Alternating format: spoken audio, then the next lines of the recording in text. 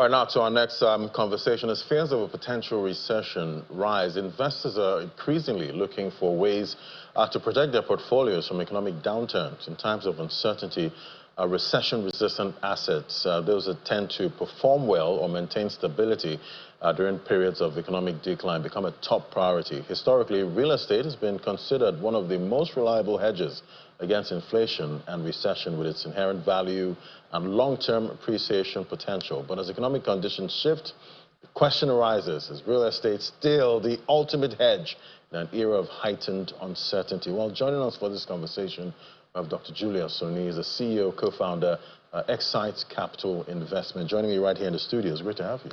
Thank you so much. Really appreciate the invitation. Yeah, fantastic, because at this point, I feel like being an investor is getting harder because you're trying to, put money, put your capital into an investment, and you're hoping that it's going to bring something. Absolutely. But there's so much uncertainty, there's so much fear, expectations, and all of that. And, we've talked about real estate, being that hedge against inflation. But when I look at the property market in Nigeria, I see how expensive, houses have gotten. Houses that, areas that used to command maybe 30 million, and now in the hundreds of millions. And I'm wondering, who's going to afford that, at this point? So is real estate still that hedge, right now with what we're seeing? I think it is. I think globally, there's definitely been a significant challenge with investments in general. But when you talk about investments, real estate is always still going to be a viable asset class to invest in, because it's real assets. This is not paper money. This is not some numbers in the computer somewhere. This is not generated by financial engineering. This is real. You can walk through it. You could hug it if you want. You can flush the toilet. You could do everything you need to do with real estate. But what's going to be more important in this day and age is to be very, very smart about where the location is. So a good location will make a bad real estate deal successful. Right. But a bad location would make the best property cause you losses. Right. So I mean, for me, I'm still learning the local, Nigerian real estate market. My focus for the past several years has been buying real estate in the U.S. I partnered with two other fantastic gentlemen, Leslie Awasam and Tani Tolofari, and we started a company called Excite Capital, where we democratized access to institutional grade real estate investment opportunities. So we buy apartment buildings, essentially apartment communities. Think about 100+ units where people live, work, and play. So, and we've over the last 6 years accumulated a asset investment portfolio of about 217 million. And but now I live in Nigeria, and here we are. We are thinking about, we have goals of expanding that access. Because when I look investors. at Nigeria and the real estate market here, it almost seems affordability has been taken out and thrown out, from that market. So even in the global sphere, we have some economies and their housing markets, they have problems, there. So how do you protect your real estate investment, even though the market itself is in trouble? So real estate markets go in cycles, right? There are some bullish cycles, some down cycles. So there are buyers markets and sellers markets. Right. So what you want to do, if you're going to be buying, is to position yourself to be the one buying when it's the buyer's market, when the real estate prices are depressed.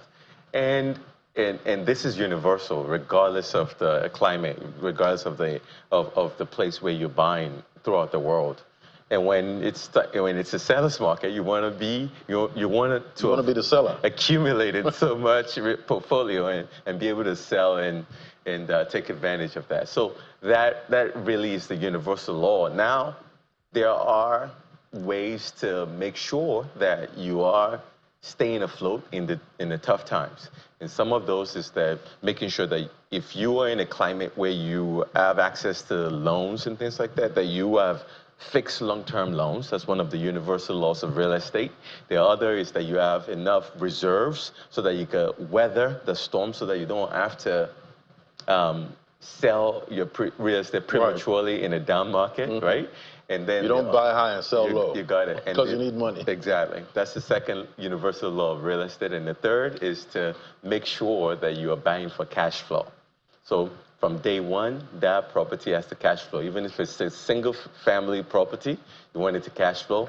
If it's a multi-family property, you certainly want it to cash flow from day one too. So that's some universal laws, but obviously we could go into the rabbit hole about this, but exactly. we're not going to. But you know, from maybe just imagine I'm a Nigerian investor. You know, I live in Nigeria, but I'm looking at trying other housing markets. You know, it already sounds expensive.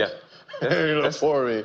You know, you're not a politician. You're not any of that. So how can you make that kind of investment? So that's a great question. I'm really proud to say that the vast majority of our investors in the U.S. are busy Nigerian professionals, right?